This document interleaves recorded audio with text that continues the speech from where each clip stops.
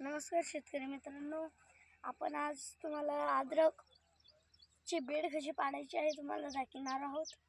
पहिले पुरं प्लेन करायचं आहे, रोटेवेटर मारून 4x4ची बेड पाडायची अशी प्रकारना। हे बघू शकता, हे बेड कशी पाडलेले आहे बघू शकता अशी। त्याच्यात मग शेणखत टाकायचं या बेडमध्ये आणि शेणखत टाकल्यावर आपल्याला हलकं असं रोटे मारून घ्यायचं आहे। हे बघा, याच्यात शेणखत टाकले असं हलका मारून घ्यायले। वापिस 4x4ची बेड फाडायची आहे।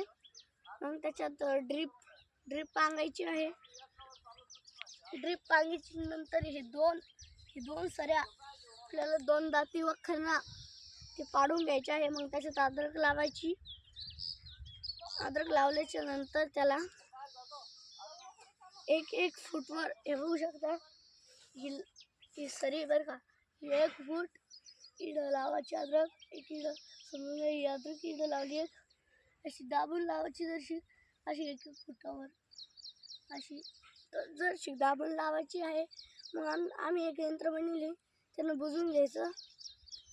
ते तुम्हाला आम्ही पुढच्या व्हिडिओमध्ये दाखवणार आहे। धन्यवाद।